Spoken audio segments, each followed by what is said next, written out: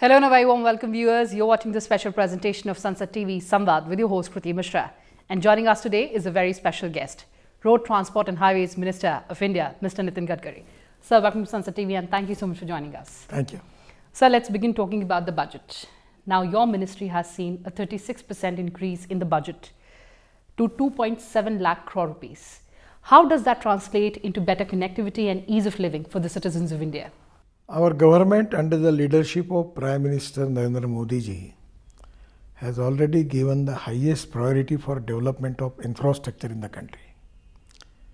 We have a lot of projects related with railway, waterways, ports, airports and highways. As far as highways are concerned, we are making green highways, economic corridors, and we are already making the 4-lane, 6-lane roads. So today for Green Express Highway in Bharatmala 1, then also in Bharatmala 2, we have a planning of making roads of more than 50 lakh crores. And that is the reason that for that purpose our finance minister has given the priority for road sector and budget of 2,70,000 crore. And already some fertilizer factory, cement factory connectivity. There is a provision for 100 projects, and where also we will get 10 to 20, 15,000 crore for that. So I feel that with this budget, adding private capital which we can raise from the market, we will be in position to make the infrastructure of world standard. My dream is, under the leadership of Prime Minister Modi ji, we want to make the road infrastructure of India before end of 24 equivalent to USA standard. And I am confident that we will 100% succeed in that mission. What does it take to make that kind of infrastructure in our country? Actually, I always telling the people one of the famous statement from American President John Kennedy, that American roads are not good because America is rich. But America is rich because American roads are good. The prosperity is coming from the road. And that is the reason that after development of the road, the per capita income, agriculture growth rate, the industrial clusters, everything in all sectors, the development started. And that is very important as far as the Indian progress is concerned.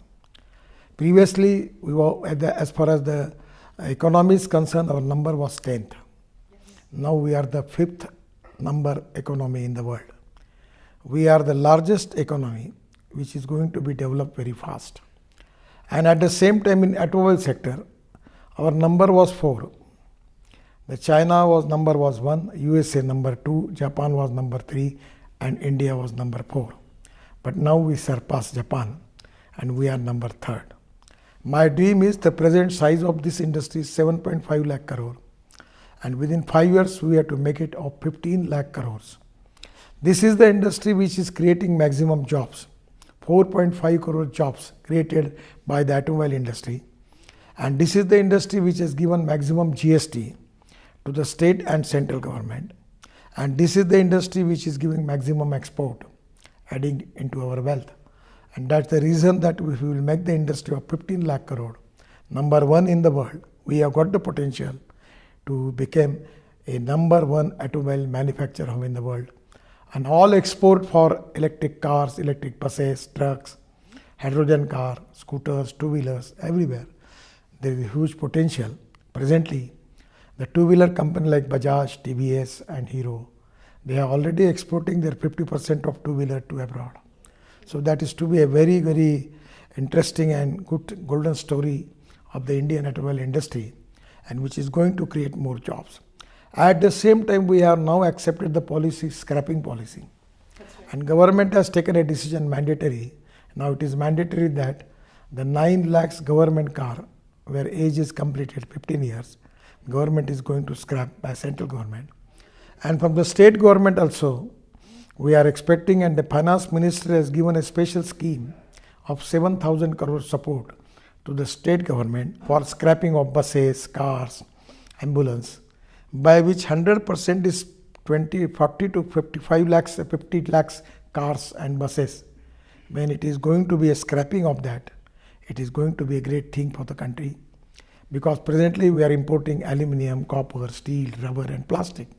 In place of that, we will encourage the recycling industry, and by which we will use all this material for the finished products, particularly automobile components. We will reduce the cost by 30% and we will be more competitive in international market, and the result will be we will increase our export by 20 to 30%. That is to be great achievement for that. So that's a very legit argument if we talk from the manufacturing side.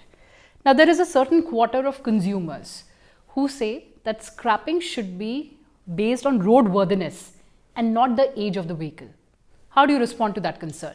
Actually, frankly speaking, the new 15 trucks, whatever the pollution they have created, the one truck now new, the technology is changed. It is now created actually the pollution. The 15 new trucks, they are creating pollution actually equivalent to one old truck. So now the pollution is a big concern. In Delhi, we are facing the problem of air pollution, water pollution and sound pollution. And because of air pollution, we are facing the problem of health. So this is the time that we have to address the pollution issue. And because of scrapping of the policy, 100% we will get some solution from that. At the same time, because of the new technology, we will save the fuel. Right. And at the same time, not only pollution, and it is maintenance free. And now in place of fossil fuel, if we can take electric car, electric buses, it's really a great thing for the country. Now, if you have a car, your expenditure on petrol is 25,000 rupees per month. Right. For electric, it comes to 2,000.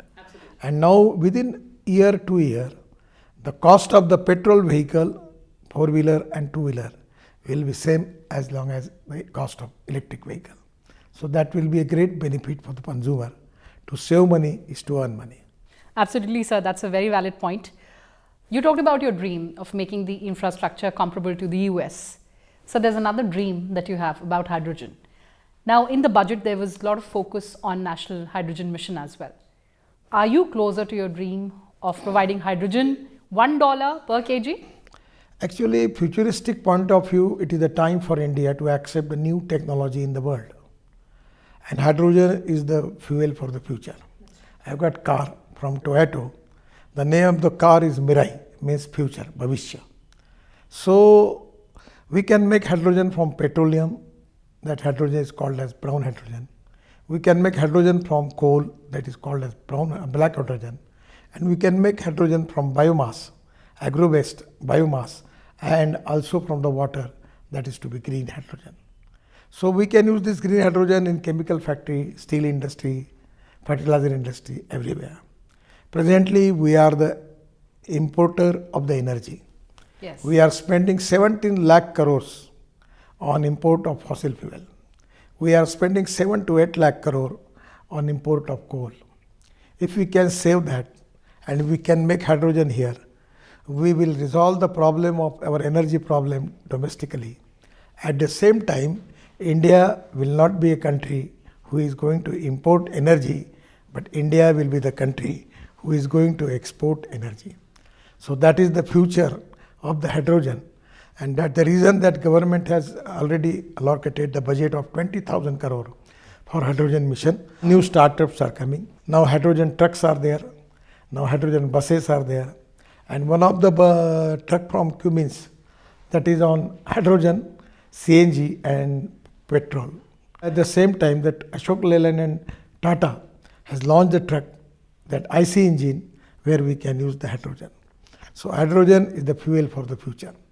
So by making hydrogen, ethanol, methanol, biodiesel, bio-CNG, bio-LNG, electric and green hydrogen, we are going to save our imports of 17 lakh crore. We will reduce pollution. At the same time, we will create more jobs in the country to increase the per capita income and GDP growth. And at the same time, because of hydrogen and ethanol, we are going to increase the growth in agriculture. The agriculture growth rate is presently in our GST, in our total GDP, the 12% income is coming from agriculture, 22-24% from the manufacturing sector, 52-54% from the service sector. And now because of this green mission, 100% we will be in position that our agriculture contribution in GDP will be more than 20%. And that is to be the most important thing as far as the budget is concerned, that we are going to create new jobs in Bharat. That is the rural, agriculture, tribal and forest India. Now the idea is in the the finance minister is giving the good vision for making green growth. Yes. That is of green fuel, green equipments, green farming, green job opportunities, green energy, green building and green mobility. We are going to encourage ropeway, cable car, vernacular railway, public transport, electric buses, double-decker buses, by which people will get more comforts. At the same time, we will be in position to reduce the cost of the ticket will be reduced by 30%. It is to be a win-win situation for all the stakeholders. At the same time, we are going to reduce the pollution and giving more comfort to the poor consumer. That is to be a great thing for this budget. So these are very ambitious targets.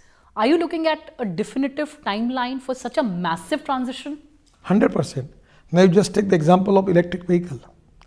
I remember from last 8 years I am talking about electric vehicles. Many journalists was asking me that if there is no electricity, car will be stopped, and where they are going to charge it. So this type of question was lot of people was asking me. But today there is a waiting list for 1 year for electric cars.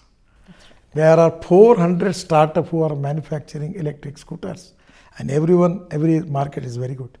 So today this is to be a great change. And because of the technology and innovation, there is a good response, and now the people are exporting their material. I always telling to people that the innovation, entrepreneurship, science, technology, research, skilled and successful practices, we name it as knowledge, and conversion of knowledge into wealth is the future. And the other important thing is the waste. We have taken a decision to use waste in the construction of national highway. We are using 20 lakh ton of solid waste in Ahmedabad, Dolaro, that express highway. So the way in which it is to be Clean Bharat mission is the mission of our Prime Minister. By using this waste, we are making the use of it, and we are making Swachh Bharat. So that is very important for the country. I feel that no one is waste, no material is waste. It is depending upon the appropriate technology. It is depending upon the appropriate vision of the leadership that you can convert waste into wealth. Absolutely, sir. That's a very well taken point. But, sir, you talked about the EV cars in the country. Again, talking about budget, there were changes in the custom duty structure for key equipment for lithium-ion batteries. How does that translate into manufacturing and giving a push to our manufacturing units? Actually, in the electric vehicle, the cost of lithium-ion battery is important. Now we are developing aluminum ion, zinc ions, then sodium ion. At the same time, aluminum air technology. Our research people are doing excellent jobs.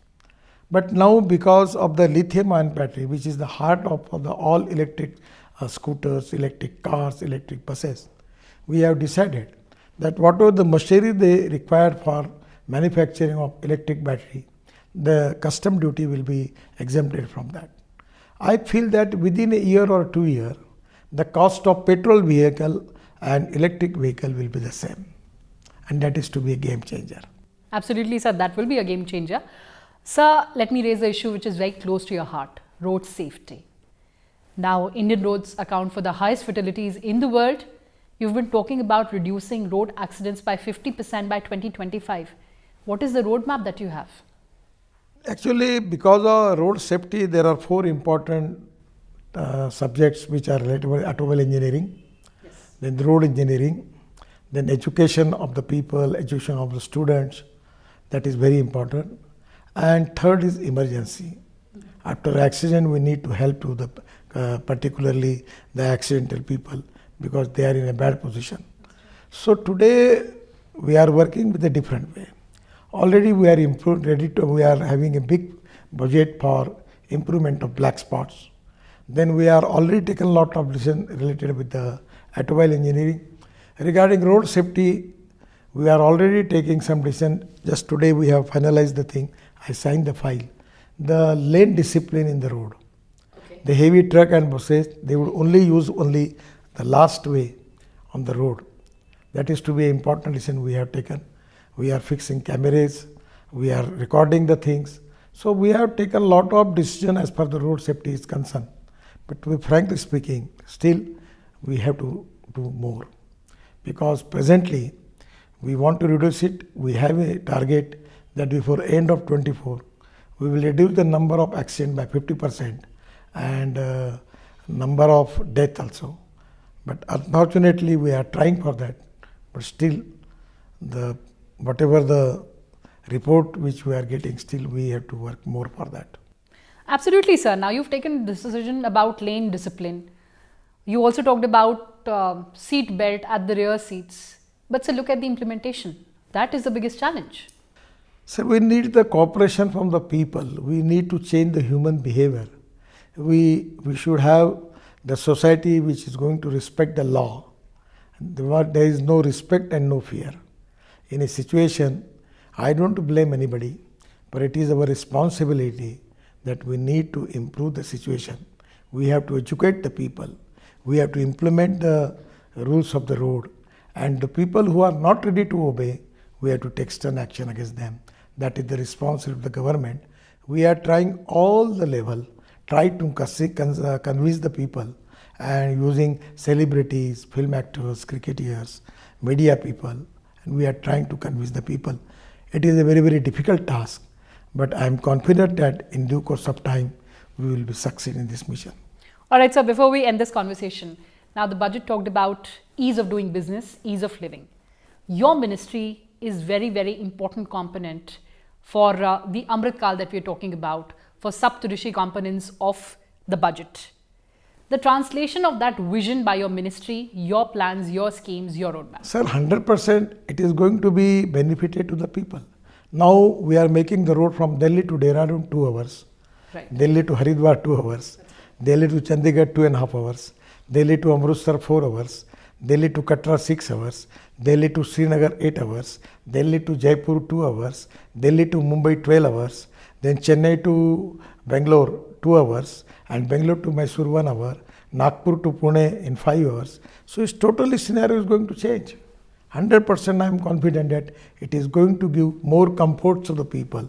And by using electric vehicle, the economic point of view also there is a saving. And pollution point of view, there will be no pollution. So that is going to improve the quality life of the people, quality life of the society. And that is exactly the ease of business by which we need to develop sustainable development in the society, by which society must get the benefit for all these things. That is to be the mission behind it. Absolutely, sir. Thank you so much for giving us that positivity, and thanks a lot for this candid conversation. Thank you. Thank you. Thank you. Well, viewers, that's all we had for you in this edition. Thanks for watching and stay tuned to Sunset TV. Goodbye for now from my side.